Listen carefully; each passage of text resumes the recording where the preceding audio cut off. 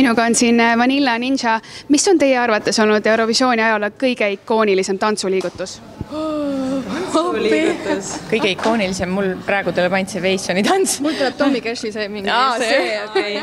Et jah, pigem nagu Eesti laulude liigutused kipuvad siin hetkel meelde tulema. Te käisite viimati 20 aastat tagasi koos Eurovisiooni laval. Miks te tahate uuesti minna? Sellepärast, et väga äge oli ja tahaks uuesti kogeda seda nüüd küpsemana ja kogenumana ja no meil on lihtsalt nii hea lugu, et ma arvan, et see vääriks jällegi nii suurt lava ja nii suurt publikut ja meil ikkagi kripeldab, et me ei ole veel Eestit saanud esindada. Just, et peaksigi ükskord ikkagi Eesti lipu alt minema, et selles mõttes tõesti väga-väga äge oleks.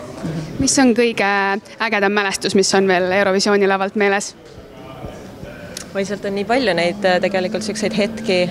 Me käisime tegelikult väga märgiline ju, et kui meie osalesime Eurovisioonil, siis see toimus Kiievis, rahuaja Kiievis.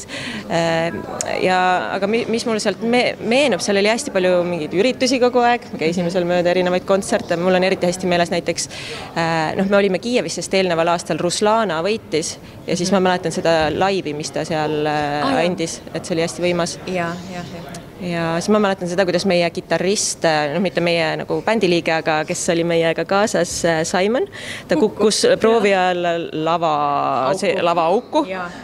Täiesti nagu kuskile, väga õudne, see oli tegelikult päris õudne. Aga õnneks ta nii hullult viga ei saanud, et midagi väga nagu hull oleks olnud, aga ikkagi korraks oli väga suur ehmatus kõigil. Ja siis muidugi see, et Lennal kadus hääl ära, sa käisid seal kuskil haiglas.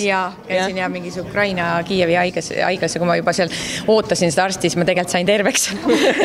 See kõik oli nagu sel hetkel nagu hästi selline õudne kogemus. See oli vist hästi vanamoodne haigla, eks ju, kus sa sattusid. Ja ma vaatasin, et okei, tegelikult võib-olla olegi vaja midagi teha. Aga mida te teeksite sel korral teistmoodi? Ma ei teeks midagi teistmoodi, sest et tegelikult me tegime eelmisel korral täpselt maksimumi, andsime endast, seda on minu meelest siiamaani näha, kui ma vaatan seda esitust, et me olime julged enesekindlad ja me lihtsalt läksime ja virutasime ja ma teeks seekord täpselt samamoodi, et tegelikult kui juba minna, siis enesekindlalt ja võiduka lõpuni, just. Oletame, et olete nüüd jälle taas teismelised tüdrukud, kes alustavad Vanilla Ninja bändi, siis milline oleks see Vanilla Ninja bänd TikTokis? See on väga huvitav küsimus, sest meil vist kellelgi pole TikToki või sul on? Mul oli, aga ma enam ei jõua seal olla. Seda kõike on nii palju. Aga milline see oleks? See on nagu ütleme hea küsimus, et mõtleme selle strateegia praegu välja ja kunagi peaks tegema kindlasti TikToki.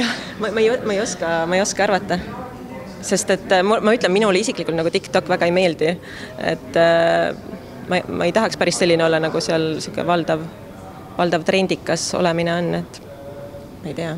Et enda Eesti laulu loole mingi TikToki tantsutrendi ei teeks? Võib-olla peaks. Võt ei tea, ma ei tea, kui palju meil sealt neid tantsuliigutusi ilmselt meil endal liiga palju ei tule, kuna me ikkagi oleme siukene kitarribänd, et siis võib-olla mingi muu lahe asi võiks seal toimida TikTokis. No kui te nüüd Eesti laulu võidaksite, siis kui palju te oleksite nõus enda taskust raha alla panema, et võimalikult äge lavasshow teha? Oma taskust. Mida üldse saab, mille eest on ju, et palju maksab mingisugune helbed ja vanasti, kui Birgit Õigemäel käis, toss oli väga kallis, ma mäletan 5000 eurot ehk, et ja see madal toss seal ja selline Netšaeval oli see kleit, oli mingi hingehinda maksis ja peab läbi mõtlema, võib-olla. Oleme valmis panustama küll, me juba praegu panustame oma taskust oma arust päris suuri summasid, nii et Aga ma loodan, et teil läheb hästi ja aitäh intervjuu eest.